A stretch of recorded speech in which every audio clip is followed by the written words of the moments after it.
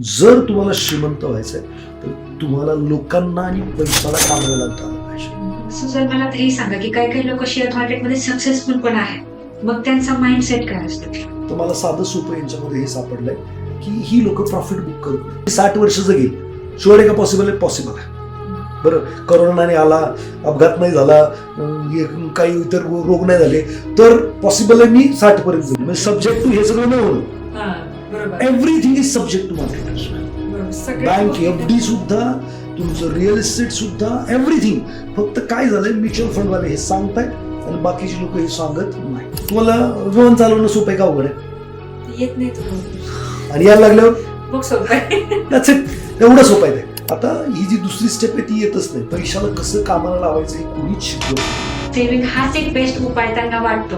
Sir तुमचं recommendation काय असेल ह्या जनरेशनला? फक्त सेव्हिंग करून तुम्हाला काही अचीव करता येईल. सेव्ह केलेला पैसा डिव्हॅल्युएट होऊ शकतो इन्फ्लेशनमध्ये. आपल्याला जर आता इन्व्हेस्टमेंट करायची तर एक प्रामाणिक ऑप्शन आपण ज्याला म्हणतो असं कुठलं आहे सर? पैसे जर तुम्हाला वेल्थ क्रिएट करायची आणि ती जर टिकवायची तर त्याची प्रोसेस आहे. 10 लोक शोधून दाखवा, मागची 5 वर्ष किंवा 10 वर्ष त्यांनी फॉरेक्स केलंय, श्रीमंत आहेत, सुखी आहेत, आनंदी आहेत.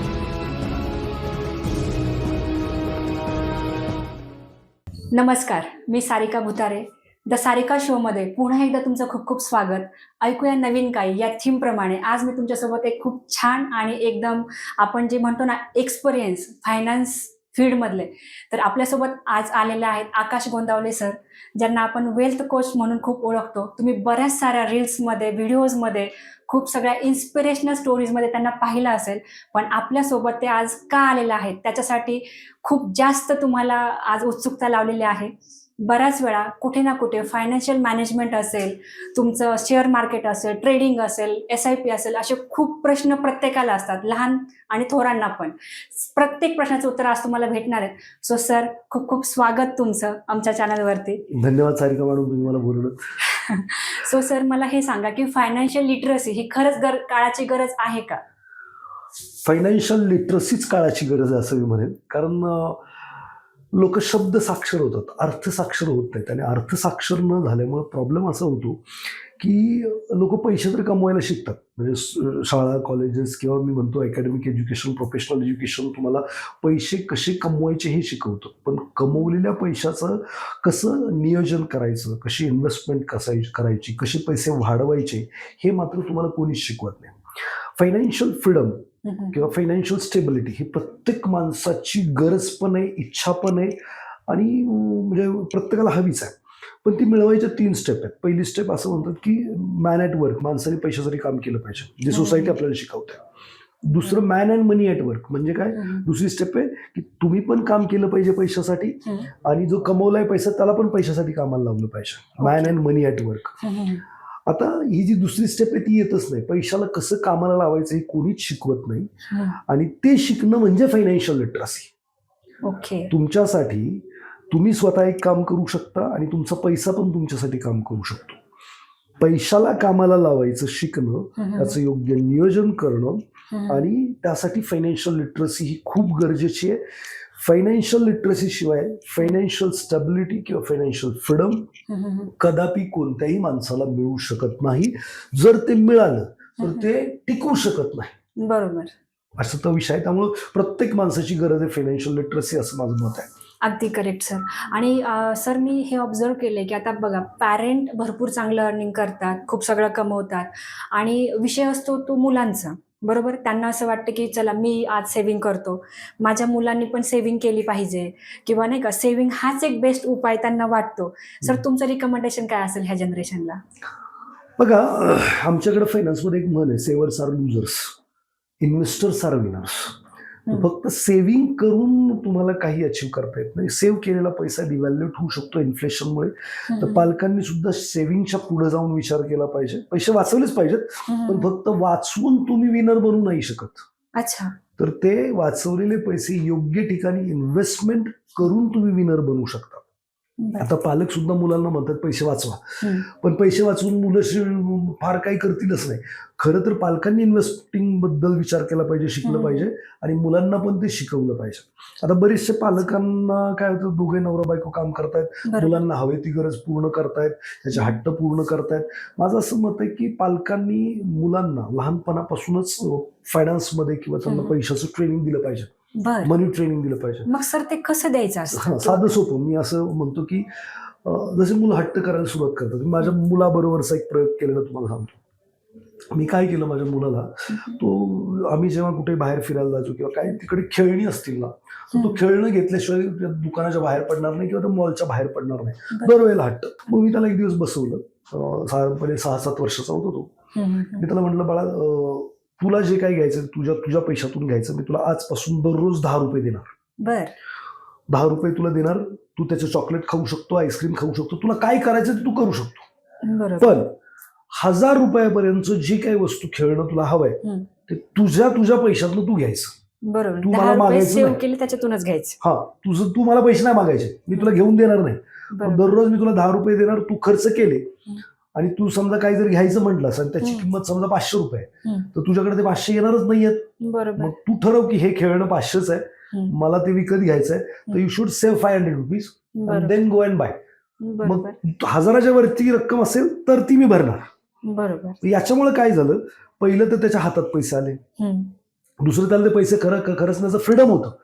पण त्याला हे पण होतं की नाही, मला ही गोष्ट विकत घ्यायची आहे, पप्पा तर काही देणार नाही आता. Terms and condition. हा, मग त्यांनी ते गोल ठरवलं की मला ही 500 रुपयाची गोष्ट घ्यायची आहे, 300 रुपयाची घ्यायची आहे, आणि त्यासाठी तो काही प्लॅन करायला लागला, पैसे वाचवायला लागला. हा, म्हणजे केव्हा तेवढे पैसे बनवू शकतात. हा, म्हणजे त्याला सेव्हिंग कळाली, प्लॅनिंग कळालं किंवा गोल डिसाईड. आता जेव्हा तो कामाला लागेल, आपल्या मुलांचं काय होतं की आपण त्यांना हवं ते देत राहतो, तुझी काही कॅपॅसिटी नाही पैसे सांभाळण्याची, तू हरवशील पैसे, हे करशील, आपण त्याला देतच नाही, त्याला हातात देत नाही, हिशोब करायला देत नाही, काही करायला देत नाही.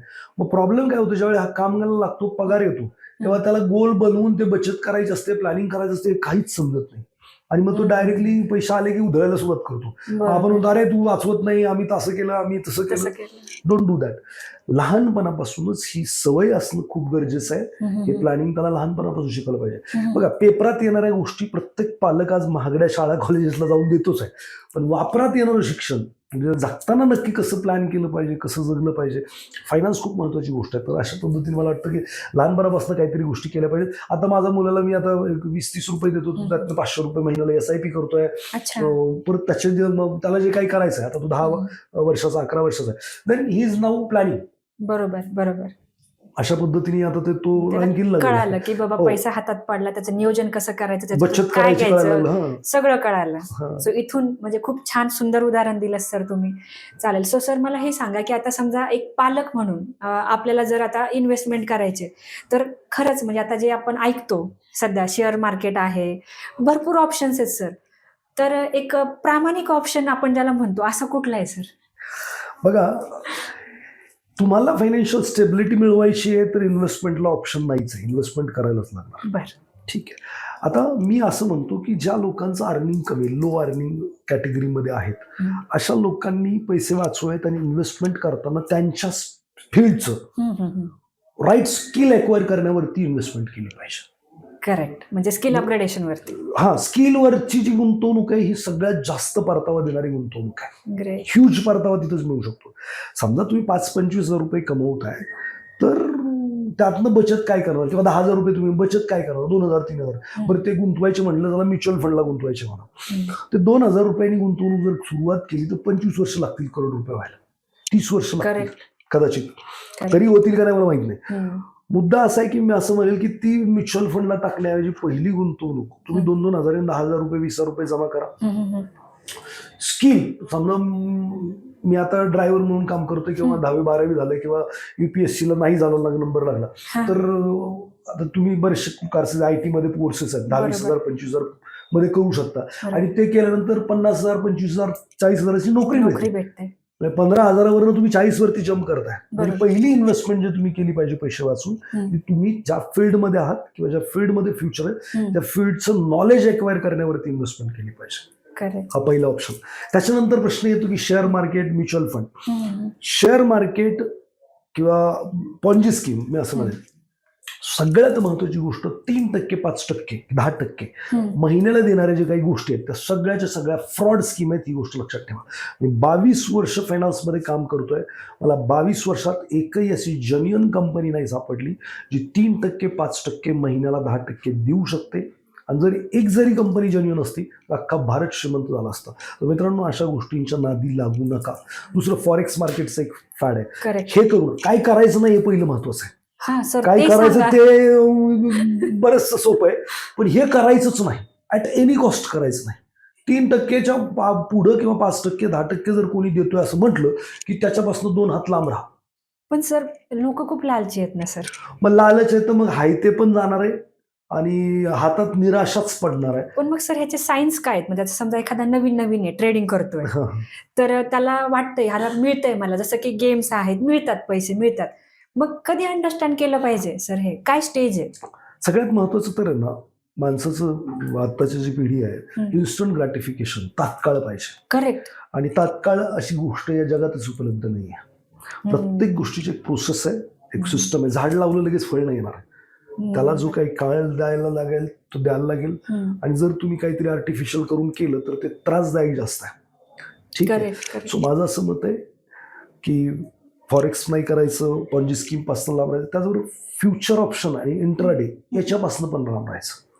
असा क्लासच करू नका जो तुम्हाला म्हणतोय की मी दिवसाला तुम्हाला 10,000 कमवायला शिकवतो, 5,000 कमवायला शिकवतो, 50,000 कमवायला शिकवतो. दिवसाला जे कोणी हे स्क्रीनशॉट दाखवत आहेत त्यांचं वर्षाचं 5 वर्षाचं स्टेटमेंट काढून चेक करा. ती लोक कन्सिस्टंटली पैसे बनवत नसणार आहेत. सेबीचा रिपोर्ट सांगतो की 100 लोक जे इंट्राडे फ्युचर ऑप्शन करतात त्यातले 93% लोक पैसे घालवत आहेत. आणि जे काही बाकी समजा असं म्हणा की 90% पैसे घालवत आहेत, बाकीचे 10 लोक कमवत आहेत. त्याच्यामध्ये झिरोदाचे फाउंडर निखिल कामत म्हणतात की 10 लोकांमधले 9 लोक एफडीला पण बीट करत नाही आहेत. म्हणजे तुम्ही इंट्राडे फ्युचर ऑप्शनच्या नादी लागू नका, इन्स्टंट ग्रॅटिफिकेशनला जाऊ नका. ठीक आहे. आता करायचं काय? तर सोपा मार्ग मी असं म्हणेल की पॅसिव्ह इन्व्हेस्टिंग, म्हणजे जिथं स्वतःचा वेळ द्यायचा नाहीये, स्वतःचा अभ्यास करण्याची गरज नाहीये, नॉलेज असण्याची गरज नाही. पॅसिव्ह इन्व्हेस्टिंगला सगळ्यात बेस्ट प्रोडक्ट जर आजच्या तारखेला काय आहे तर म्युच्युअल फंड आहे. Mutual fund SIPs. त्याच्या पुढे जाऊनही तुम्हाला अजून वाटतं की तुमच्याकडे वेळ आहे किंवा तुम्ही करू शकता, तर तुम्ही स्टॉक मार्केट शिकू शकता. पण स्टॉक मार्केटमध्ये इन्व्हेस्टिंग शिकणं गरजेचं आहे, ना की इंट्राडे फ्युचर ऑप्शन. त्याच्यामध्ये सफलता मिळू शकते, 1% लोक सफल आहेत, पण प्रॉबिलिटी 99%ची फेलियर आहे तिथं मला नाही वाटत की आपण सामान्य माणसांनी नशीब आजमावायला गेलं पाहिजे. 1% येण्यासाठी सुद्धा तुम्हाला इन्व्हेस्टिंगचं प्रॉपर नॉलेज असेल, स्टॉक सिलेक्शन, सेक्टर सिलेक्शन, प्रत्येक गोष्ट काय बघितलं पाहिजे, काय नाही बघितलं पाहिजे, हे जर तुम्हाला कळलं तर मला असं वाटतं की स्टॉक मार्केट तुम्हाला खूप चांगला परतावा देऊ शकतं इन्व्हेस्टिंगला. आता लोक म्हणतात की आम्ही आमचं करतोय, युट्यूब बघून करतोय. सगळ्यात महत्वाची गोष्ट तर लक्षात घ्या, सगळ्यात जास्त नॉलेज कुठे आहे तर गुगलवरती आहे. जगाच्या पाठीवर आज सगळ्यात जास्त नॉलेज कुठे आहे? गुगलवरती आहे. पण कोणतं कुठं नॉलेज वापरायचं हे थोडं अनुभवी व्यक्तीकडनं शिकणं गरजेचं आहे. मी हमेशा म्हणतो की तुम्हाला डॉक्टर व्हायचं, इंजिनियर व्हायचं, तर तुम्ही काय करता? गुगलवरती बघून इंजेक्शन द्यायला नाही शिकत. बरोबर. तुम्ही प्रॉपर कॉलेजला जाता किंवा जे काही सिस्टम आहे फॉलो करता, थेरॅटिकल करता, 4-5 वर्ष प्रॅक्टिकल करता, मग तुम्ही लायकीचे डॉक्टर बनता. इथं स्टॉक मार्केट किंवा इन्व्हेस्टिंगला लोक काय करतायत माहिती आहे का? युट्यूब बघून स्वतःच्या पैशावर एक्सपेरिमेंट करतायत. अगदी खरं. आणि 10 लोकांना फॉलो करता तुम्ही. एकाच सब्जेक्टवरती किंवा एकाच कंटेंटवरती वेगवेगळे व्ह्यूज घेता आणि सगळं कन्फ्युजन करून टाकता आपल्या जीवनातलं. लक्षात घ्या, तुम्हाला एक आजार आहे आणि तो आजार जर बरा करायचा आहे, 10 डॉक्टरांची एकदाच औषधं घेतली तर तो आजार बरा नाही होणार आहे, तर तो आजार वाढणार आहे. तर काय केलं पाहिजे? एकाच डॉक्टरला फॉलो केलं पाहिजे. फायनान्स असू द्या, तुमचं रिलेशन असू द्या, तुम्हाला हेल्थमध्ये तुम्हाला ग्रोथ करायची असू द्या, एक गुरु करा, त्याला फॉलो करा. आणि जर तुम्ही एका गुरुला फॉलो केलं तरच तुम्हाला ती काय मुक्ती किंवा ते ज्ञान आहे त्याची प्राप्ती होईल. तुम्ही 10 लोकांना फॉलो करत बसू नका. अगदी करेक्ट सर. म्हणजे जसं की आपण म्हणतो ना की आपल्याला छोटंसं दुखणं झालं, आपण नॉर्मल डॉक्टरांकडे जातो, पण ज्यावेळेस आपल्याला मोठा आजार होतो त्यावेळेस आपल्याला स्पेशालिस्टकडे जावं लागतं. बरोबर. सो अगदी करेक्ट आहे. सो मला सांगा सर की आता बरेच लोक हे जे आता ऑनलाईन भरपूर काही चालू असतं की मला काय एका ठिकाणी, सर आता मी नाव नाही घेणार आहे, पण एका ठिकाणी मी असं ऐकलं होतं की तुम्हाला 1000 पटीने परतावा मिळेल. किंवा काही ठिकाणी असं असतं की तुमचे पैसे तुम्हाला एवढे पट, आता ते मूवी मध्ये बऱ्याच वेळा ऐकले अक्षय कुमारचे आपण. तर मग ह्याकडे जाऊन लोक कसे फसतात, म्हणजे असं काय होतं लोकांना? कारण मला बेसिकली हे सगळ्यांना सांगायचं की ह्या गोष्टीला अट्रॅक्ट कसं काय होतात लोक, किंवा कसं अवॉइड केलं पाहिजे हे सर्व? पहिलं तर मला हे म्हणायचंय की आपल्याला थोडासा संयम शिकणं गरजेचं आहे. ओके. रातोरात काही मिळणार नाही हे ऍक्सेप्ट करणं गरजेचं आहे सगळ्यात पहिलं. आणि जो माणूस रातोरातच्या मागे लागलाय, आणि जनरली हे गरीब आणि मिडल क्लास लोकच आहे, रातोरात श्रीमंती मिळवण्याच्या मागे पळतात. किती लोक श्रीमंत झाले तुम्ही जरा त्याचे अभ्यास करा ना थोडासा, की हे 3%, 5%, 10% किंवा एवढे पट तेवढे पट अशी किती लोक तुमच्या समोर आजच्या तारखेला जे करोडपती आहेत मागच्या 10-20 वर्षापासून, जे असे कुठंतरी पैसे मिळवले त्यांनी, ते करोड रुपये आहेत त्यांच्याकडं आणि खरंच त्यांचं आयुष्य वैभवशाली झालं. तर तुम्ही जर हा रेशो काढला तर तुमच्या लक्षात येईल की असं कोणीच नाही आहे मार्केटमध्ये त्याचे 10 पट झाले, 50 पट झाले, 100 पट झाले आणि तो आता फार लॅविश लाईफ जगतो. असं कोणी नाही मार्केटमध्ये. बघा तुम्ही शोधा.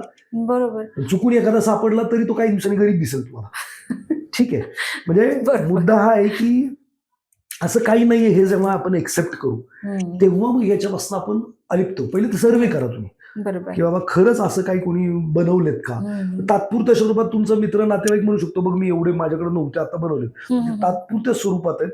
त्याच्यानंतर 1-2 वर्षांनी त्याच्याकडे जाऊन बघा ते पण नसणार आहेत. बघा, पैसे जर तुम्हाला वेल्थ क्रिएट करायची आणि ती जर टिकवायची तर त्याची प्रोसेस आहे, ती तुम्हाला माहीतच असणं गरजेचं आहे. नाही तर बघा, कोण बनेगा करोडपती मध्ये लोकांनी करोड कमवले, कोणीतरी जमीन जागा विकली 5-10 कोटी मिळाले. आज त्यांना जाऊन चेक करा, त्यातले 99% 95% लोक परत गरीब झाले. असं का होतं सर? पण लगेच गरीब का होतात? मुद्दा हा आहे की त्यांची तो मनी माइंडसेट नाहीये. अच्छा. ठीक आहे, वेल्थ माइंडसेटच नाहीये. काय होतं, पैसे आले की ते बंगला घेतात, गाडी घेतात, पार्ट्या सुरू करतात. त्यांना वाटतं आता खूपच आलाय. अच्छा. आणि हे संपणारच नाहीये. त्याचं नियोजन माहित नाही. अच्छा अच्छा. पैसे आल्यानंतर ते कुठं गेले पाहिजे, कसे ते टिकतील, कसे ते वाढतील, याच्याबद्दल कोणाकडेच काही नॉलेज नाहीये. आणि मग हा पैसा वरदान ठरण्याऐवजी, जास्तीचा जो पैसा आहे वरदान ठरण्याऐवजी तो शाप ठरतो. सो तो जास्त पैसे मिळाले लोक प्रेझेंट खराब करतात. ते पार्ट्या सुरू झाल्या की प्रेझेंट खराब. बरोबर. ते पैसे जातात म्हणजे फ्युचर खराब. बरोबर. म्हणजे जास्त पैसा तुमचं प्रेझेंट आणि फ्युचर खराब करू शकतो. बिफोर द दॅट तुम्ही ते फायनान्शियल लिटरसी जे म्हणतो हमेशा, लिटरेट जर असाल तर असं काही नाही होणार तुमच्यावर. मग सर काय केलं पाहिजे? आता समजा यांच्याकडे एवढा पैसा आला करोडोने, आता हे लोक काय व्यवसाय करत नाही. आता समजा कोण बनेगा करोडपती मध्ये एखाद्याला मिळाले तर ते एका दिवसात तर काय ते शिकू शकत नाही. मग त्यांनी कसा तो फायनान्स मॅनेज केला पाहिजे? खरं तर मी म्हणतो शाळा कॉलेजमधूनच हे सगळं सुरू झालं पाहिजे. शाळेमध्ये एवढं सगळं इतिहास शिकवताय, भूगोल शिकवताय, अजून काय शिकवताय, आणि पैसा हे रुटीन मध्ये रोजचं काम आहे आणि त्यासाठीच तुम्ही पूर्ण ट्रेन करताय असं मी म्हणतो. पण तुम्ही ते पैशाचं जे काही अर्थकारण आहे ते पोरांना शाळेतच शिकवा ना, ते जास्त गरजेचं आहे. काय होतं, आता पैसे एकदा आले, असं नाही की ही लोक पैसे आल्यानंतर व्यवसाय करत नाहीत, असं नाही की ते इन्व्हेस्टमेंट करत नाहीत. म्हणजे पैसा आल्यानंतर समजा कोण बनेगा करोडपतीमध्ये मला 2-5 कोटी मिळाले, ती लोक व्यवसाय करतात, ती लोक इन्व्हेस्टमेंट पण करतात, पण त्याच्यातलं कोणतंही नॉलेज नाही. कोणाच्या तरी खांद्यावर बंदूक ठेवून ते चालवतात आणि मग त्यातलं ते नॉलेज नसल्यामुळे मग ते बुडतात. बिझनेस करायचा असेल तरी त्याच्यामध्ये 5-7 पिलर फार महत्वाचे आहेत बिझनेसचे, ते तुम्हाला माहितच असले पाहिजे की बाबा मार्केटिंग कसं करायचं आहे, माझं प्रोडक्ट टार्गेट ग्रुप कोण आहे, सेल्स काय असलंय, कशी सेल्स ऑफर जनरेट केली पाहिजे, माझे ऑपरेशन्स कसे चालणार आहे, माझं R&D काय आहे, माझं मॅनेजमेंट कसं असणार आहे, माझा HR कोण, ह्या सगळ्या डिपार्टमेंट खूप महत्वाचे आहेत. आणि त्याचा जर अभ्यास नाही, तुम्ही डायरेक्टली व्यवसाय सुरू करत असाल तर मात्र ते आत्महत्या आहे. सेम थिंग इन्व्हेस्टमेंटला सुद्धा. स्टॉक मार्केट खूप चांगलं आहे, मी करोडो रुपये कमवले स्टॉक मार्केटमध्ये. मग तुम्हाला जमणार आहेत का? तुम्ही उद्याच्याला तुम्ही लई लॉंग टर्मचे इन्व्हेस्टर होता, आज तुम्ही ठरवलं की आता मी पैसे लावणार आहे आणि ते मी आता इन्फोसिसच बनवणार आहे. किंवा तुम्ही स्टोरी ऐकली असेल विप्रोची, 10,000 रुपये 1980 साली लावले असते तर आता त्याचे साधारणपणे 1100 कोटी रुपये झाले आणि साधारणपणे 150 कोटीचा डिव्हिडंड दिला. ज्यांनी 10,000 रुपये गुंतवले त्या व्यक्तीला घरी खर्चायला 150 कोटी पाठवले विप्रोने. आता ही स्टोरी तुम्ही ऐकली आणि तुम्ही उद्या ज्याला म्हटलं की नाही आता मी आता स्टॉक मार्केटमध्ये असंच पैसे करणार आहे आणि तुम्ही जाऊन जर पैसे इन्व्हेस्ट केले, तुम्हाला काय वाटतं ते तुमच्याकडे विप्रो असणार? तर याचं उत्तर नाही असं आहे. अच्छा. तुम्हाला विप्रो बरोबर राहायचंय, इन्फोसिस बरोबर राहायचंय, बजाज वरचे काही मल्टी बॅगर स्टॉक आहेत, त्याचा वारंवार स्टडी करणं गरजेचं आहे, वारंवार त्याचे क्वार्टरली रिझल्ट आहेत, सगळं पाहणं गरजेचं आहे. अच्छा, म्हणजे ते माहिती असल्याशिवाय त्याच्यात नाही गेलं. कोणीच भविष्याला होऊ शकत नाही की ही कंपनी उद्याची मल्टी बॅगर ठरणार आहे. ती हा. काय ठरवणार आहे? म्हणजे आता तुम्हाला आहे ना, मी म्हणतो छत्रपती संभाजीनगरला जायचंय, तुम्ही रात्रीचे निघालाय, तुम्ही म्हणताय ना मला पूर्ण रोड दिसला पाहिजे, तसं नाही दिसणार. तुम्ही लाईट चालू करा, 200 मीटर अंतर दिसेल, जसं जसं पुढे झालं त्याच्या पुढचं 200 दिसेल, तुम्ही डेस्टिनीवरती पोचाल. कोणता मल्टी बॅगर ठरणार आहे हे क्वार्टर ऑन क्वार्टर जे काही रिझल्ट आहेत, इयर ऑन इयर जे रिझल्ट आहेत ते डिसाईड करणार आहे की हा मल्टी बॅगर होणार आहे का दुसरा कोणता होणार आहे, बरोबर, किंवा हा खड्ड्यात जाणार आहे. तर ते खूप महत्त्वाचं आहे. म्हणजे हे शिकणं गरजेचं आहे. आणि प्रॉपरली जर इन्व्हेस्टिंग शिकलं तर मी असं म्हणेल की आहे ना, स्टॉक मार्केटमध्ये करोडपती बनण्याचे किंवा म्युच्युअल फंडमध्ये करोडपती बनण्याचे जे चान्सेस आहेत 10-20 वर्षानंतर ते 99% आहेत. अच्छा, ग्रेट. बघा, जिथं 99% प्रॉबिलिटी आहे तुम्ही श्रीमंत होऊ शकता, करोडपती होऊ शकता, फक्त 10-20 वर्ष लागू शकतात, 25 वर्ष लागू शकतात, तिथं भारतातले 7 कोटी लोक पैसे गुंतवतात. ठीक आहे, म्युच्युअल फंड हे बी कमी जास्त गुंतवतात. जिथं प्रॉबिलिटी 99% पैसे लूज करण्याचे, ड्रीम 11 असेल, तुमचं काय अजून 3 पत्ते असेल, इकडं आजच्या तारखेला 22 कोटी लोक पैसे गुंतवतात. हो, म्हणजे पण सर मग ते जागा विकताना पण दिसतात ना, घर विकताना पण दिसतात. घरं विकतात, जागा म्हणून आयुष्य विकतात, हो, फ्रीडम विकतात, स्वतःच म्हणजे फ्रीडम विकतात. बघा, सगळ्यात महत्वाचं जर जगात काय असेल ना तर वेळ. माझं असं मत आहे, आपल्याला पैसेच पाहिजे कशाला, की माझा वेळ मला एन्जॉय करता आला पाहिजे, माझा वेळ मला आवडत्या ठिकाणी स्पेंड करता आला पाहिजे. आणि तो वेळ, आपल्याकडे पैसे नाहीत म्हणून आपल्याला तो वेळ योग्य ठिकाणी स्पेंड करता येत नाही, किंवा आपल्याला पार्टनर बरोबर वेळ घालवायचा आहे, मुलांबरोबर वेळ घालवायचा आहे, मित्रांबरोबर वेळ घालवायचा आहे, पार्टीमध्ये वेळ घालवायचा आहे, but we don't have that money. We need money for our time, की मला माझा टाइम माझ्या पद्धतीने जगता आला पाहिजे. आता इथं जेव्हा तुम्ही हे सगळं करताय त्यावेळी तुम्ही तुमचा टाइमच विकून टाकताय. तुमच्या आयुष्यात सगळ्यात प्रिशियस गोष्ट ती दुसऱ्याकडे काम करण्यासाठी देऊन टाकताय जर अशा काही गोष्टी तुम्ही करताय तर. आणि माझं सिंपल मत आहे की आयुष्य एकदाच आहे, परत परत नाही आहे. योग्य गोष्टी योग्य वेळी करणं गरजेचं आहे. मी तर सगळ्यांना म्हणतो की तुम्ही आर्थिक साक्षर किती पण कमवत असू द्या, म्हणजे कमाईचे 3 हिस्से प्रकार आहेत. एक लो अर्निंग मध्ये येतो, एक मिडियम अर्निंग मध्ये येतो, एक हाय अर्निंग मध्ये येतो. लो अर्निंग वाला वेळ आणि एफर्ट देऊन जो पैसे कमवतो, भाजीवाला वेळ देतो, एफर्ट देतो, लो अर्निंग मध्ये येतो.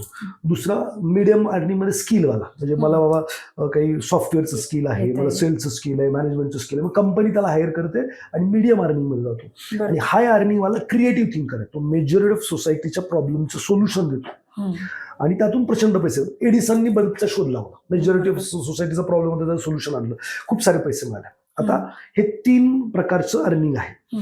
लो अर्निंग वाल्यांनी काय केलं पाहिजे, स्किल अक्वायर केलं पाहिजे, म्हणजे तो मीडियम अर्निंग मध्ये पोहोचेल. मीडियम वाल्यांनी काय केलं पाहिजे की आता तो क्रिएटिव्ह थिंकर बनेल याची काही गॅरंटी नाही, मग त्यांनी इन्व्हेस्टिंगचं स्किल घेतलं पाहिजे. म्हणजे जे मीडियम अर्निंग वाला म्हणजे तो स्वतः पण काम करेल आणि त्याचा पैसा पण काम करेल इन्व्हेस्टिंग. आणि जो हाय अर्निंग वाला आहे त्यांनी तो मस्ट आहे इन्व्हेस्टिंगचं स्किल घेणं. म्हणजे काय आहे ना, मी मध्ये एकच नाव ऐकलं होतं की फायटर होते ते, एक्झॅक्टली नाव आठवणार, तर ते 4 कोटी रुपये एका फाईटला घ्यायच्या, मरताना ते बँकर ठेवून गेले. म्हणजे 20-30 वर्षापूर्वीची गोष्ट, 4 कोटी त्या काळात घेत होते. किंवा आपलं विनोद कांबळे यांचं उदाहरण घ्या, प्रचंड पैसे कमवले, इन्व्हेस्टिंगचं स्किल नव्हतं.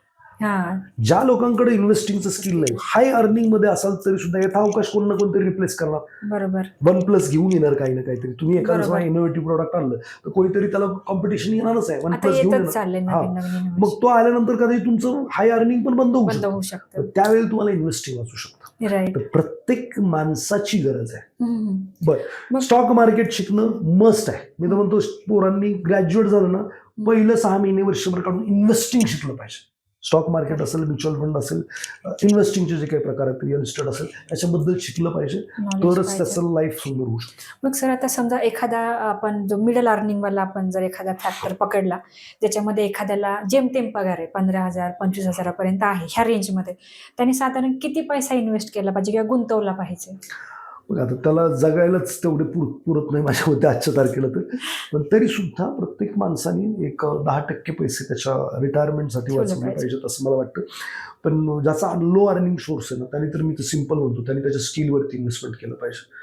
जर त्याचं त्या ठिकाणी ग्रोथच होत नाहीये तर त्याने फील्ड बदललं पाहिजे, त्या अदर फील्डमधलं नॉलेज घेतलं घेतलं पाहिजे पाहिजे. जिथं फ्युचर आहे, बरोबर. आणि तिथं जाऊन त्यांनी त्या हाय अर्निंगकडे गेलं पाहिजे. करेक्ट. आणि सगळ्यात जगातली सगळ्यात भारी इन्व्हेस्टमेंट म्हणजे इथली इन्व्हेस्टमेंट आहे. बरोबर. कोणी माना अथवा आणू नका, मी भलेही स्टॉक मार्केटचा माणूस आहे किंवा म्युच्युअल फंडचा माणूस आहे, बट मी माझ्या आयुष्यात सगळ्यात पहिली इन्व्हेस्टमेंट इथे केली.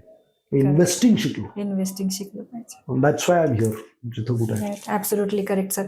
सो आता जर आपण असा एक वर्ग बघितला सर, की जे आता मी लेटेस्ट काही न्यूजमध्ये पण ऐकलंय, की आता एक टाइम होता की आपल्या इंडियामध्ये, भारतामध्ये, की एक मिडल क्लासकडं थोडंफार जेमतेम असायचं, सेव्हिंग असायचं. पण आता मी असं ऐकलंय सर की ते तेवढं पण नाही राहिलं त्यांच्याकडं. म्हणजे जे आपण म्हणतो ना सर की इझी EMI. हा प्रॉब्लेम काय झाला, पहिला ना पुरुष प्रधान संस्कृती होती. पुरुष काम करायचं आणि महिला घर सांभाळायची. आणि कमी अर्निंग होतो, कमी मध्ये पण ते खूप कमी, अंथरूण असेल तेवढं पाय पसरायचे. हा आता काय झालंय, पहिलं तर आता दोघं पण कामाला लागले, अर्निंग वाढले, पर कॅपिटल इन्कम म्हणतो, दरडोई उत्पन्न आम्ही म्हणतो. आता उत्पन्न वाढलंय तर कन्झम्पशनची इच्छा फार झाल्या, आणि इझी लोन मिळत आहे, इझी 0% मिळत आहे. याच्यामुळे स्पेंडिंगची मानसिकता आणि कॉम्पिटिशन दाखवण्याचं, स्टेटसला ठेवण्यासाठी कार घेतले जातात मॅडम 25-25 लाखाच्या. म्हणजे त्याच्यानंतर त्या गाडीत डिझेल पेट्रोल टाकायला पैसे नसतात लोकांकडे, एवढे EMI मध्ये अडकलेले असतात. मग हे स्टेटस, मी किती भारी, मी किती मोठा. बघा, लोकांना दिसायचं श्रीमंत, व्हायचं नाहीये. आणि जी लोक दिसण्याचा विचार करतायत ते काही दिवस दिसतील, पण ते होणार पण नाहीत आणि राहणार पण नाहीत. जी लोकांना खरोखर श्रीमंत व्हायचंय, श्रीमंती दिसते नंतर, तुम्हाला दाखवावी नाही लागत. हा सर, ती दिसते, ऑटोमॅटिक दिसते की यार तुमच्या वागण्यातून, बोलण्यातून, प्रत्येक गोष्टीतून ती जाणवते की यार नाही, इज समथिंग स्पेशल. तुमच्या जगण्याच्या स्लाईड पद्धतीने तुम्ही किती महागडे कपडे घालले त्याच्यावरनं तुम्ही किती श्रीमंत हे नाही प्रयोग करता येणार, पण तुमच्या त्या ऑरानीच कळतं.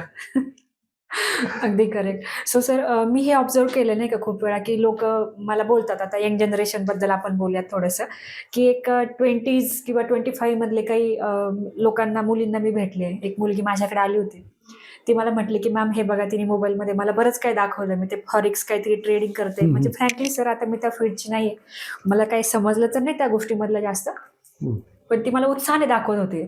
So she was having the mindset की नाही, तिला आता काही शिकायचं नाही, तिला कशासाठी शिकायचंय आता, की मला घराच्या बाहेर पडायचंय. म्हणजे हे जे आहे ना, हे सगळं घरात बसून चालतं. हा, आणि आता मला लग्न करायचंय, आणि त्यासाठी मुलगा असं म्हणतोय की तू घरी, तर घरचंही काम होईल आणि हे तुझं हे पण चालेल, मग मला घरकाम नाही करायचं. तिचं असं पॉईंट ऑफ व्ह्यू सर, की मला याच्यातून एवढे लाख रुपये मिळतात, मी घरकाम नाही करणार, किंवा मग तिचा हा माइंडसेट आहे. सो मग ह्या माइंडसेट मागे काय रिझन आहे, किंवा ही गोष्ट जी आता ती कमवतीये, ही किती वर्षांपर्यंत राहू शकते, किंवा लाईफ टाईम असंच राहील का?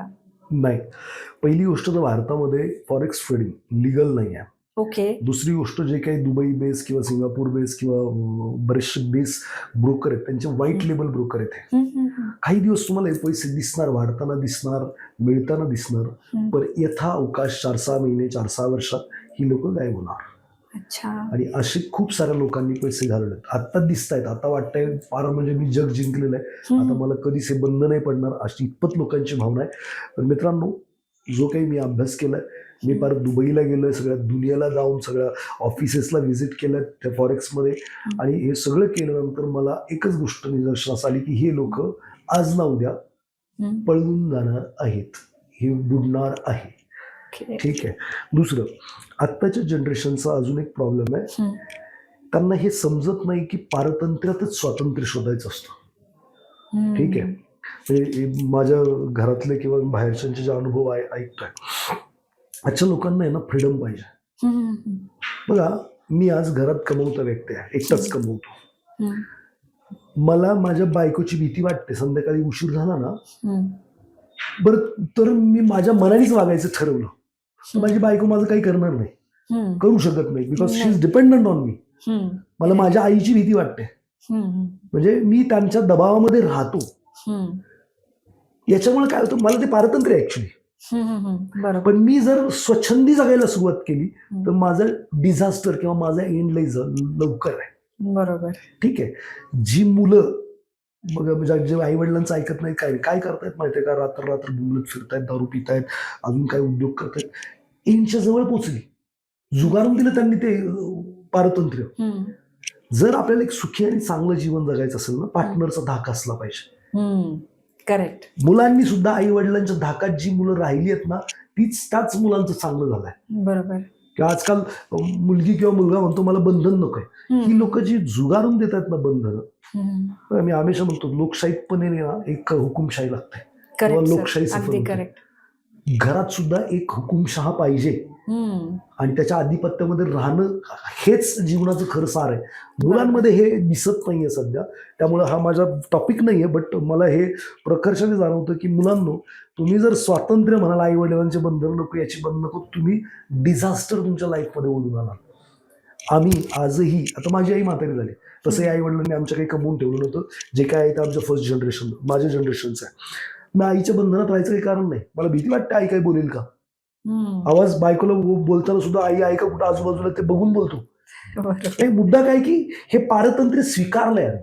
बरोबर. आणि म्हणून आम्ही सुखी आहे. आज माझ्याकडे खूप पैसे आहेत, मला पाहिजे ते करू शकतो. 5 स्टार 10 स्टार वाटेल तिकडे मुंबईत फिरू शकतो, वाटेल ते करू शकतो. बट बायकोला विचारल्याशिवाय ते करत नाही. तसं मला बायको माझं काही करणार नाही. तसंच जर बंधन जुगारायचं म्हटलं, मुद्दा हाच येतो की पारतंत्र्यात स्वातंत्र्य शोधलं पाहिजे. नवऱ्याचं बंधन असेल किंवा बायकोचं बंधन असेल, आई वडिलांचं बंधन असेल, हे स्वीकारा. त्यातच तुमचं स्वार्थ आहे किंवा त्यातच तुमचं काय म्हणतात ग्रोथ आहे. अगदी करेक्ट. आणि ते जर तुम्ही नाही स्वीकारलं तर मात्र तुम्ही तुमच्या वाटोळ्याचे धनी होणार, त्याच्या पलीकडे काही नाही.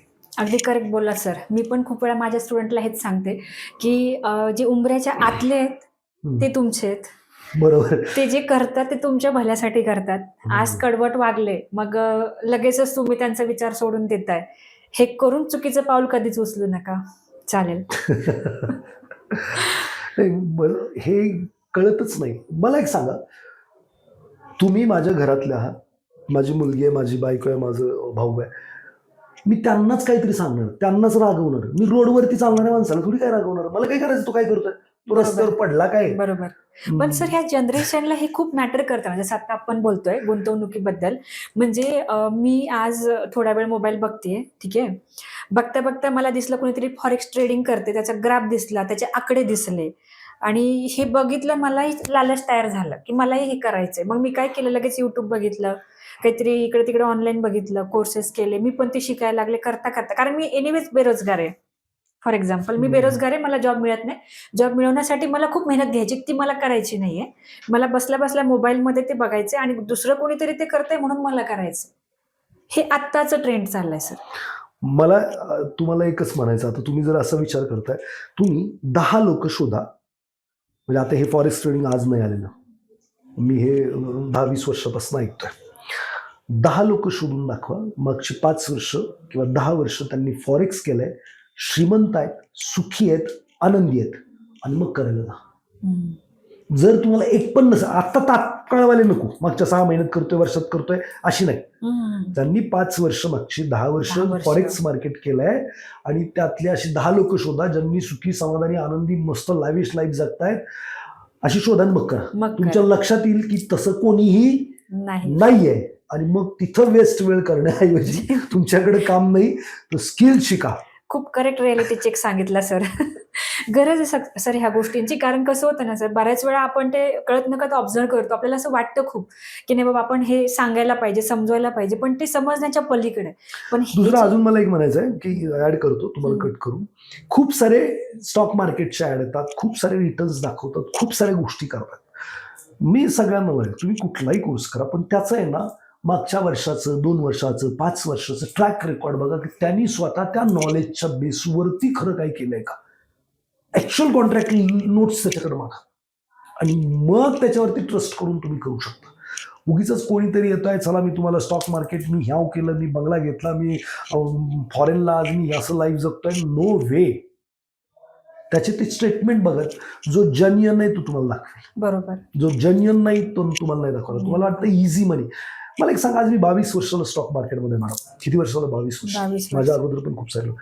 आम्ही लोक वेडी आहेत का की तुम्ही उद्याच्याला येणार, तुम्ही काहीतरी ट्रेड करणार, आमचे पैसे सगळे घेऊन जाणार? आम्ही एवढे सोपे वाटतं तुम्हाला? मॅडम आम्ही तर तुम्हाला अट्रॅक्ट करणार, तुमच्या खिशातले सगळे काढून घेणार, तुम्हाला कळणार पण नाही आम्ही काढलेले. करेक्ट.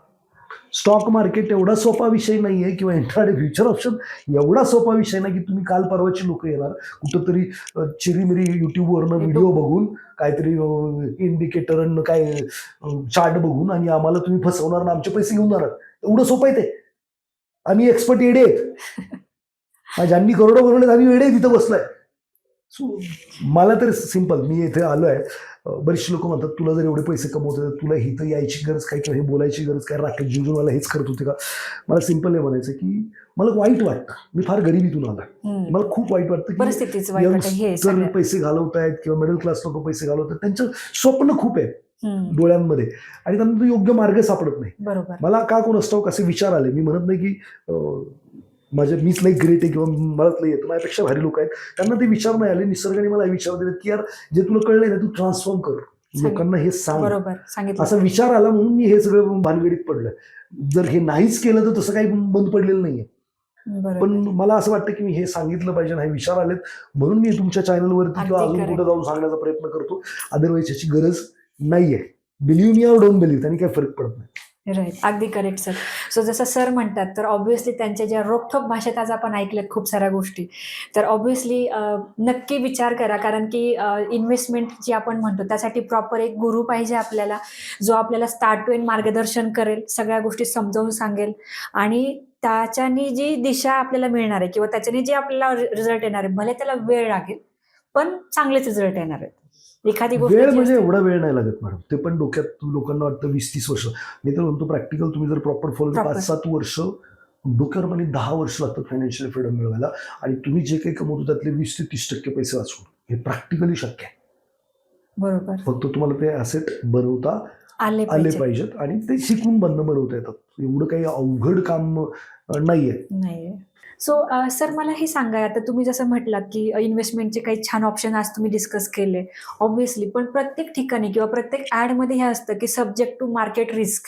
मग ही रिस्क कशी असते, म्हणजे किती % मिळतात किंवा मिळतच नाही का? बघा मॅडम, म्युच्युअल फंडच्या स्कीम म्हणजे काय, म्युच्युअल फंड सेबी आहे, म्युच्युअल फंडच्या स्कीमच्या नंतर म्हणजे ते ॲडव्हर्टिजमेंट दाखवतात आणि छानशी ॲडव्हर्टिजमेंट झाल्यानंतर खाली येतं काय, mutual fund investments are subject to market risk, read scheme related document very carefully. बरोबर. आणि मग माणसाला रिस्क घ्यायची काही इच्छा नसते. पहिले तो सब्जेक्ट टू मार्केट रिस्क हा विषय समजून घेणं गरजेचं आहे. घाबरायची गरज नाही आहे. बघा 2 प्रकारचे रिटर्न असतात. एक असतात शुअर, एक असतात पॉसिबल. शुअर म्हणजे मिळणारच आहे, मिळणारच. हा. दुसरं असतात पॉसिबल म्हणजे मिळू शकतात, मिळतील नाही मिळतील माहित नाही. म्हणजे समजा मी बँकेत जाऊन एफडी केली तर मला काय 5-7% जे काही आहेत ते शुअर रिटर्न मिळणार आहेत. बरोबर. शुअर झालं. आता बँक तुमचे पैसे घेते एफडीच्या स्वरूपात, ते काही कपाटात नाही ठेवत, ती काय करते लोन म्हणून मार्केटमध्ये देते. म्हणजे ते कॉर्पोरेटला 50-60-70% देते, 20-30% रिटेलरला देते. आता बँकेने जे कर्ज दिलंय ते सव्याज परत येईल, हे शुअर आहे का पॉसिबल आहे, तर ते पॉसिबल आहे. जे काही कंपनीला कर्ज दिलं कॉर्पोरेटला, ते जे काही सेवा देते किंवा काही प्रोडक्ट बनवते त्याचं कन्झम्पशन मार्केटमध्ये होत आहे, त्यांना पैसे मिळत आहेत आणि मग ते रिपे करतायत. पण त्यांचं जर जी काही सेवा किंवा प्रोडक्ट मार्केटमध्ये कन्झ्युमच नाही झालं तर मी माईट बी ते कॉर्पोरेट बँकेचे पैसे रिपेड नाही करणार. बरोबर. मी माईट बी तिथं कामाला होतं, ते रिटेलरला कर्ज दिलं, त्याला पण नोकरीला पगार नाही मिळाला, तो पण नाही रिपे करणार. म्हणजे बँक काय करते, पॉसिबिलिटीचा धंदा करते आणि आपल्याला काय देते, शुअरिटी देते. बरोबर. ठीक आहे. उद्या जर बँकेने दिलेलं कर्ज एनपीए मध्ये गेलं, नॉन परफॉर्मिंग असेट, कर्ज दिल्याने रिपे नाही झाला तर तुमचे एफडीचे पैसे बुडू शकतात. फक्त इन्शुरन्सचे पैसे तुम्हाला मिळतील. बरोबर. आणि तुम्ही कुठेही जाऊन केस नाही करू शकत. म्हणजे काय, तुमचे एफडीचे पैसे सुद्धा सब्जेक्ट टू मार्केटमध्ये ज्यांना कर्ज दिले ते सगळे प्रॉपर काम करतील, पैसे येतील. असं सगळीकडेच तुम्ही म्हणाल सब्जेक्ट टू. माझ्याकडे लोक कामाला आहेत किंवा तुमच्याकडे लोक कामाला आहेत, आता तुम्ही त्यांना शुअर पगार देताय, महिन्याला एवढे मिळतील बाबा, पण पुढच्या 3-4 महिने तुमचाच क्लासेसचा धंदा नाही चालला, पैसेच नाही आले, तर तुम्ही काय म्हणणार, बाबा रे नको. म्हणजे तुम्ही काय, तुमचा धंदा किती होणार हे पॉसिबिलिटी आहे. बरोबर. मार्केटवरती डिपेंड आहे. तुमच्या पॉसिबिलिटीची शुअरिटी, ते पॉसिबिलिटी म्हणजे त्यांची surety. There is no surety.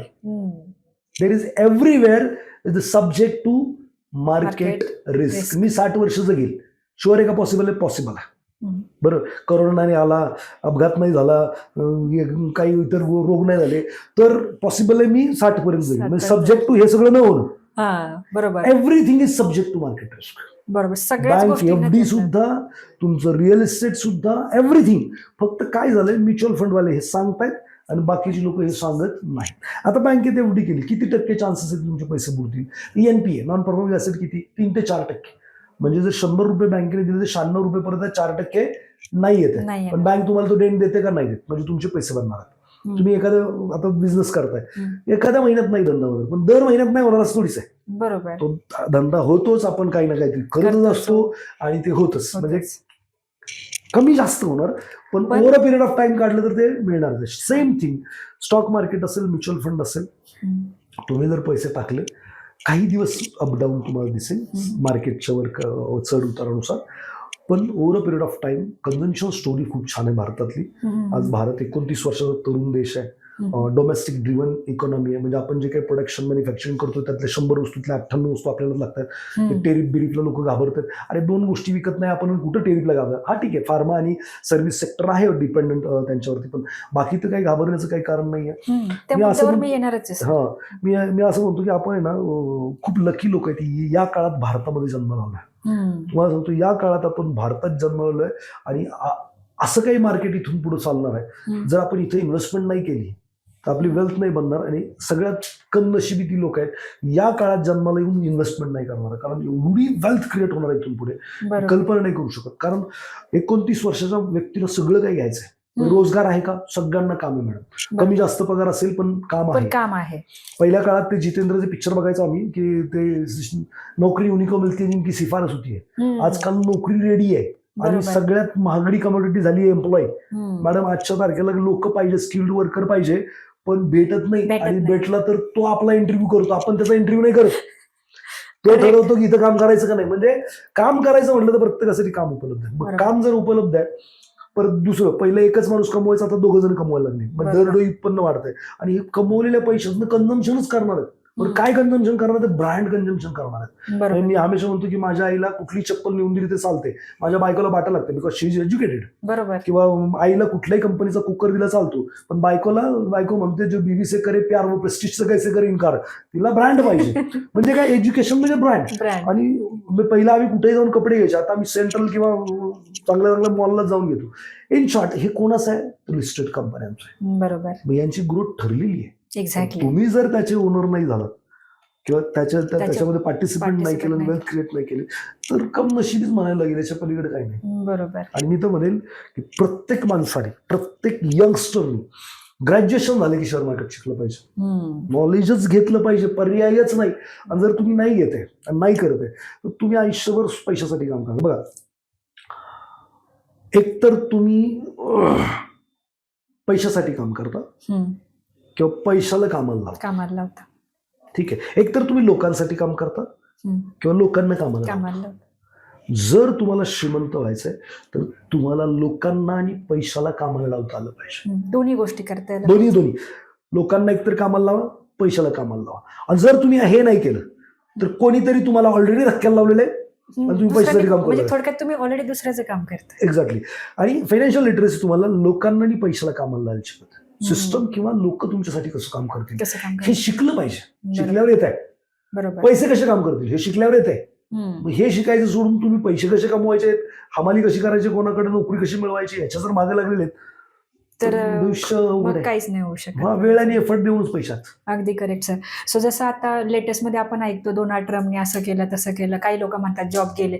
म्हणजे सर काय ना, तिकडं काहीतरी होतं आणि इकडं काहीतरी वेगळं ऐकायला येतं.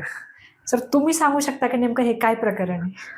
काही नाही. हे बघा, प्रत्येक देशाचा राईट आहे. डोनाल्ड ट्रम्पचं म्हणणं असं की डिपेंडन्सी दुसऱ्या देशांवरती जास्त, आपल्या देशात आपण आपलं बनवूयात. आपण जसं मेक इन इंडिया केलं तसं त्यांचं मेक इन अमेरिका आहे असं समजा.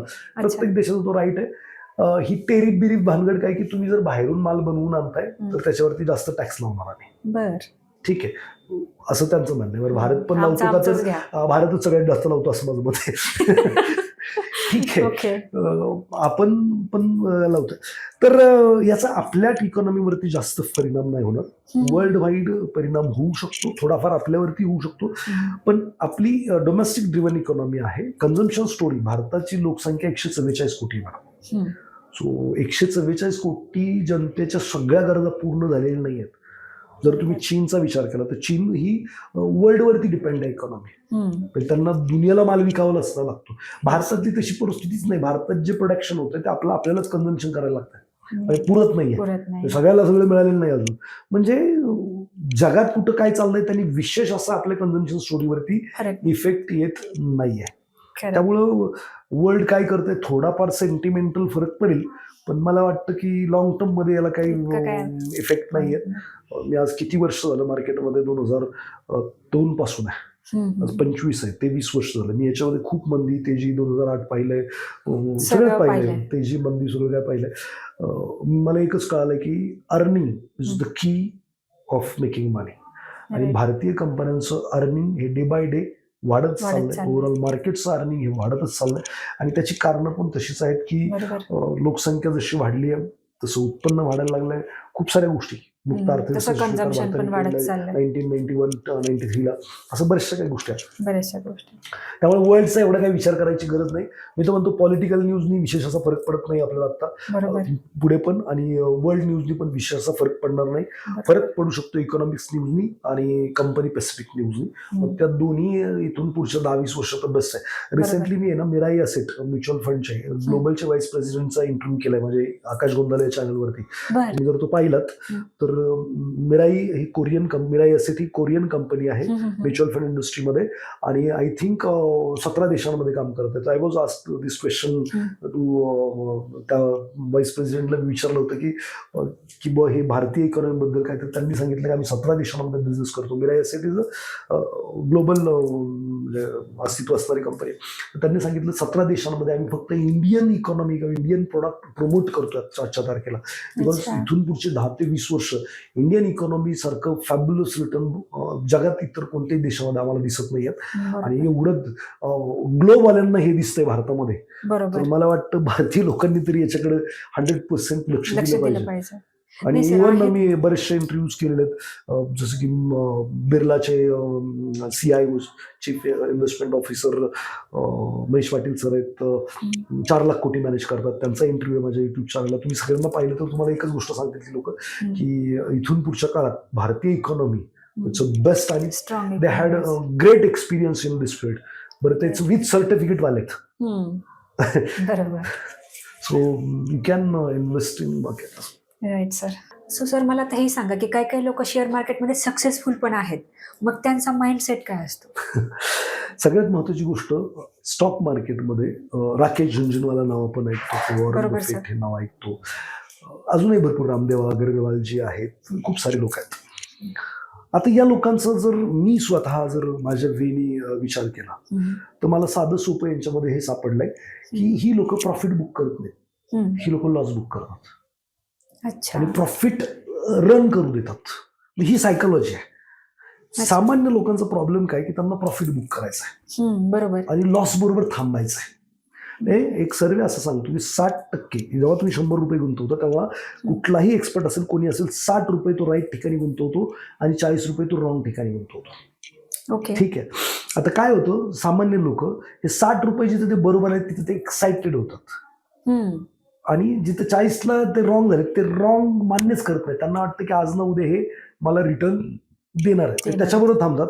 आणि 60 रुपये जे बरोबर आलेत त्याच्यामध्ये 10-20%, 30%, 40% प्रॉफिट झाला, एक्झिट करतात. आता 60 रुपये हातात परत त्याच्यावरती डिसिजन घ्यायचा आहे. आता परत जेव्हा ते 60 रुपये गुंतवलं तेव्हा 36 रुपये राईट ठिकाणी जाते, 24 रुपये परत रॉंग ठिकाणी जाते. पहिले 40 तसेच होल्ड आहेत, परत हे 20 येऊन हा. किंवा साधं सोपं मी तुम्हाला सांगतो, सायकोलॉजी ही असली पाहिजे की राकेश झुंझुनवालाजींनी असं म्हणतात की 60-70% प्रॉपर्टी जी आहे ती टायटन या कंपनीमध्ये बनवली. मग टायटन या कंपनी समजा 100 रुपयाला त्यांनी घेतलं असता आणि 500 रुपयाला विकला असता, प्रॉफिट बुक केला असता, तर त्यांच्याकडे ही मल्टीबॅगर कंपनी आज नसती. ज्यांनी एवढं मोठं वेल्थ त्यांचं क्रिएट करून दिलं ते करून दिलं नसतं. त्यांनी काय केलं, प्रॉफिट रन होऊ दिला, प्रॉफिटला टच करायला गेलेच नाही.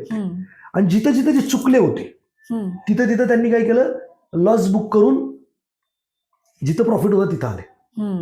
विषय कळतो का? मग ही सायकोलॉजी तुम्हाला डेव्हलप करायला लागेल की जे चांगलं आहे त्याच्याबरोबर राहता आलं पाहिजे, म्हणजे खराब आहे त्यातनं बाहेर पडता आलं पाहिजे. इतर लोक काय करतात, स्टॉक खाली चालला की तिथं ऍव्हरेज आउट करायला जातात.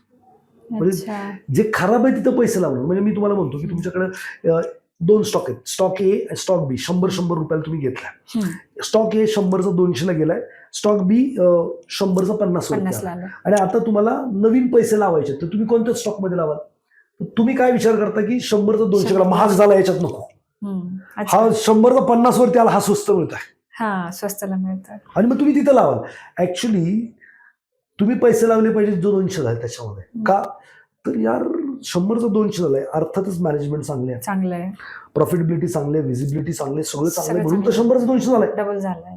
हा, आणि हा जर 100चा 50 झालाय, अर्थातच कुठंतरी पाणी मुरतंय, कुठंतरी प्रॉब्लेम आहे, आणि म्हणून तो खाली पडतोय. तुम्ही कुठं लुजर्स बरोबर पैसे बनवायला जाता. जी लोक स्टॉक मार्केटमध्ये यशस्वी आहेत ते विनर बरोबर पैसे बनवतात आणि लुजर बरोबर मिनिमम पैसे घालवतात. मग हे तुम्हाला शिकायला लागेल. शिकायचं तर मी हमेशा लोकांना म्हणतो की याला तुम्ही साधं सोपं करा. मी इन्व्हेस्टिंगचा एक प्रोग्राम घेतो. पहिले तर माझं तुम्ही परफॉर्मन्स बघा, बरोबर, मला येतं का ते पहिले चेक करा, क्रॉस व्हेरीफाईड करा. तुम्हाला मार्केट माझं युट्यूबला बरेचसं काय तिकडे बघा, नाही जमलं माझ्या ऑफिसला फोन करा, त्यांना विचारा, सरांचं दाखवा आम्हाला, किंवा डायरेक्ट मला येऊन भेटा आणि चेक करा मी खरंच मल्टीबॅगर शोधू शकतो का. मग त्याचं कन्फर्मेशन झाल्यानंतर मी तर म्हणतो की तुम्ही आहे ना 100% पैसे कमवा, स्टॉक मार्केटमध्ये लॉस नाही करणार. मग ती सायकोलॉजी शिकणं गरजेचं आहे. ती सायकोलॉजी असेल तर प्रत्येक माणूस स्टॉक मार्केटमध्ये पैसे कमवू शकतो. अगदी बघा, बऱ्याचशा लोकांना असं वाटतं की स्टॉक मार्केट सट्टा यावं येतं. खरं तर आहे ना, स्टॉक मार्केटमध्ये पैसे येतात, फक्त जाण्याचं काही कारण नाही. बघा, तुम्ही पगार कमवून येता, सकाळी उठता, आपण काय करतो, ब्रश करतो, कोलगेट विकत घेतो, ब्रश विकत घेतो, आंघोळीचे सोप असतील, शॅम्पू असतील, हे सगळे कोणाचे प्रोडक्ट आहेत? तुमच्या स्टॉक मार्केटमधले कंपन्यांचे. तुम्ही जे काही कमवताय ते सगळेचे सगळे पैसे.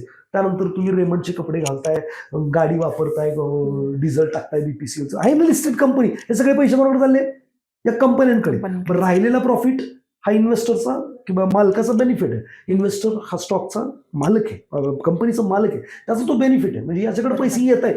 असं काही नाही की ते हवेत वाढलाय शेअर्स. जी कंपनी जास्तीत जास्त माल विकते, प्रॉफिट जास्तीत जास्त काढते, EPS अर्निंग पर शेअर किंवा पॅट, प्रॉफिट आफ्टर टॅक्स ज्याला म्हणतो आपण, त्याचं प्रॉफिटेबिलिटी जास्त आहे, तिची शेअर प्राइस वाढते. करेक्ट. ज्याची प्रॉफिटेबिलिटी नाहीये, जो कमवत नाही, त्याचे नाही पैसे वाढत. हवेत काही नाहीये, सगळं जेन्युइन आहे. तुम्ही जर योग्य कंपनीमध्ये जर सीट केलं, त्याचं जर कन्झम्पशन होत आहे आणि त्याचे शेअर्स तुमच्याकडे आहेत, बट ऑब्वियस तुमच्याकडे पैसे येणार आहेत, तुमचे पैसे वाढणार आहेत. आपल्याला हे प्रेडिक्ट करणं कळालं पाहिजे की कुठल्या कंपनी. फार सोपं आहे मॅडम. अच्छा, मी माझं बॅकग्राऊंड सांगायचं झालं, मी इयत्ता 8वी ते इयत्ता 3री ते इयत्ता 8वी वर्षा वर्गात घातलाय. मला धड कंपन्यांची नावं वाचता येत नाहीत. ठीक आहे, म्हणजे मी एवढा हुशार आहे इंग्लिशमध्ये की एकाच शब्दाचं स्पेलिंग मी दरवेळेला नवीन लिहू शकतो. म्हणजे इन शॉर्ट मला येत नाही. ओके, ठीक आहे, म्हणजे कोणी पण अंडरस्टँड करू शकतं. तुम्हाला ती एकदा नाही आली की समजतं पण आणि करता पण येतं. घरात बसलेल्या प्रत्येक महिन्याने इन्व्हेस्टिंग शिकायला पाहिजे. बरोबर, नवरा काम करतोय, मुलांना वेळ दिला पाहिजे, घरातच बसलं पाहिजे आणि इन्व्हेस्टिंग केलं पाहिजे. इन्व्हेस्टिंग मधून खूप चांगले पैसे मिळतात. अगदी लॉसेसचे चान्सेस फार शून्य आहेत. म्हणजे तुम्ही जो प्रश्न विचारलात की जी लोक सफल आहेत त्यांची सायकोलॉजी काय आहे की नुकसान होतंय तिथून निघण्याचे, प्रॉफिट होतंय ते थांबण्याचे. आणि जे असफल होत आहे तिकडे इन्व्हेस्टिंगला, बघा ना, मार्केट पडलं, टेरिफ आलं, सगळे लोक म्युच्युअल फंड मधून पैसे काढायला लागले, SIP बंद करायला लागले, स्टॉक मार्केट मधून पैसे, म्हणजे ही गरीबच राहणार. बरोबर, काढून घेत आहेत. आणि जी दुसरी लोक आहेत ते मार्केट पडल्यानंतर तिथे इन्व्हेस्टमेंट करतात जिथं अर्निंग आहेत, अशा कंपन्यांमध्ये, ज्या कंपन्यांमध्ये अर्निंग प्रचंड पैसे बनवतात. आलं लक्षात. सो मग ते तुम्हाला अंडरस्टँड होणं फार इझी आहे. बरोबर, आपण जर प्रत्येकाला अंडरस्टँड होणं इझी आहे. बघा, तुम्हाला विमान चालवणं सोपं आहे का अवघड आहे? येत नाही तो रावगड, आणि यायला लागल्यावर मग सोपं आहे. तेवढं सोपं आहे. ते विमान चालवणं अवघड आहे का? तर मला येत नाही, मी शिकलेलं नाहीये. पण जेव्हा तुम्ही शिकाल तेव्हा ते सोपं होईल. अगदी करेक्ट. कंपन्या शोधता येत नाही तुम्हाला का? तुम्ही शिकला नाहीये. शिकलं नाही. शिकलं तर येईल ना, पण योग्य पद्धतीने शिकणं पण गरजेचं आहे. अगदी नुसतं correct. शिकलाय मी मग युट्यूबवरनं सगळं काही शिकलोय आणि ते करायला लागलं नाही होत. नाही नाही नाही. माना अथवा मानू नका, किती लोक युट्यूबवरती, मला खाली कमेंट बॉक्सवरती टाका आता याच्या चॅनलच्या, किती लोक युट्यूबवर बघून करोडो रुपये कमवून झाले तुमचं आतापर्यंत, कोणाकडनं तरी शिकलाय आणि करोडो रुपये स्टॉक मार्केटमध्ये कमवले. असं खाली मला खरं लिंक करा, मी मॅडम तुमच्या खाली जाऊन चेक करेन. नाही होत डेफिनेटली. शक्य, क्वचित कुठंतरी लग बाय चान्स कोणी काय केलं असेल. हा नाही शक्यतो नाहीच, कारण त्याला असं प्रूव्हन ॲज सपोर्ट नसतो सर. कारण प्रत्येक युट्यूबर हा त्याच्या पॉईंट ऑफ व्ह्यूने टाकतो, एक्झॅक्टली. त्याला जो बेस्ट वे वाटतो त्या वेने तो त्याच्यात लिहिणार. आणि प्रत्येकाचा एक पर्पज असतो सर. जसं की आता एखाद्याचा पर्पज असेल, त्याला अर्निंग करायचं असेल, एखाद्याला सबस्क्रायबर वाढवायचे असतील, एखाद्याला काही एंगेजमेंट ऍक्टिव्हिटीज वाढवायचे असेल, एवढाच एक पर्पज असतो. प्रत्येकाचा पर्पज हा नीट आणि क्लीन असतो. जसं सर आता ऑलमोस्ट लास्ट 25 इयर्स पासून काम करतात. सो पर्पज फार नीट आणि क्लीन आहे. सो असं काहीतरी आपल्याला प्रॉपर गायडन्स पाहिजे, कारण शेवटी गोष्ट जर पैशांची आहे तर त्यासाठी एक ट्रस्टवर्दी व्यक्ती आपल्यासोबत असणं फार इम्पॉर्टंट आहे. यस, 100%. कारण आपण आहे ना, मुलांना वेळ देत नाही, पार्टनरला वेळ देत नाही, नातेवाईकांना वेळ देत नाही, मित्रांना वेळ देत नाही, आणि तो सगळा वेळ पैसे कमवण्यात इन्व्हेस्ट करतो. आणि तो मेहनतीनं कमवलेला पैसा कुठेतरी लूज करण्यापेक्षा एक योग्य मार्गदर्शकाच्या अंडरमध्ये शिकून त्याला योग्य दिशा जर दिली तर तो तुम्हाला फ्रीडम, आर्थिक स्वातंत्र्य 100% देऊ शकतो. आणि मी या पॉडकास्टच्या माध्यमातून हेच सांगेन, मित्रांनो, जर तुम्हाला श्रीमंत व्हायचं आहे तर पैशाला योग्य पद्धतीने कामाला लावायला शिका. उगीच रातोरात श्रीमंतीच्या मागे लागू नका. असं काहीही नसतंय. आणि जर ते झालं तरी सुद्धा ते टिकत नाही, बिकॉज ते तुम्हाला मॅनेजमेंट जमत नाही. आर्थिक साक्षर झाल्याशिवाय काहीच अचीव करणं तितकंसं शक्य नाही. आणि जरी झालं तरी ते तेवढं समाधान देणार नाही, किंवा त्याच्याबरोबर हमेशाच तुमची मेहनत तुम्हाला करायला लागणार आहे, असं मला वाटतं. अगदी करेक्ट सर. सो सर, आज खूप छान आपल्या चर्चा झाल्या आणि मला नक्की खात्री आहे की पूर्ण महाराष्ट्रभरच काय, पण पूर्ण भारतभर ही चर्चा खूप रंगणार आहे. कारण की जे फायनान्शियल लिटरसी जो विषय आहे तो खरंच खूप इम्पॉर्टंट आहे. अगदी फार लहान मुलापासून ते अगदी वयस्कर नागरिकांपर्यंत ही गोष्ट जाणं खूप गरजेचं आहे. त्यामुळं आजचा जो पॉडकास्ट आहे याचा नक्कीच सगळ्या महिलांना, स्पेसिफिकली लहान मुलांना आणि सगळ्यांनाच ऑलमोस्ट खूप फायदा होणार आहे. सो सर, आज ह्या चॅनलवरती आल्याबद्दल खूप खूप आभार. आणि मला नक्कीच आशा आहे की आपला हा जो पॉडकास्ट आहे हा नक्कीच खूप जास्त लोकांपर्यंत, आपला जो काही ऑडियन्स बेस आहे तो नक्कीच शेअर करणार आहे, याची मला पूर्ण खात्री. So sir, thank you very much. तुम्ही मला इथं बोलवलं आणि व्यक्त होण्याची संधी दिली या सगळ्या ऑडियन्स समोर. सो मित्रांनो, तुम्ही आत्तापर्यंत एवढा सगळा व्हिडिओ एन्जॉय केला त्याबद्दलही तुमचं मनापासून धन्यवाद. मॅडमच्या वतीने सांगतो की सबस्क्राईब नावाचं बटन दाबा. सारिका मॅडम खूप एफर्ट घेत आहेत, खूप चांगल्या चांगल्या लोकांना इथं बोलवत आहेत. तुम्हाला न काही फीस देता, न काही कुठे जाता, हे जे नॉलेज मिळतं आहे ते ग्राफ्स करा, जेणेकरून तुम्ही तुमची जे काही मेंटल वेल्थ असेल, रिलेशनबद्दल असेल, जे काही नॉलेज येईल ते घेत राहा आणि उन्नती करत राहा. Thank you very much. Thank you sir.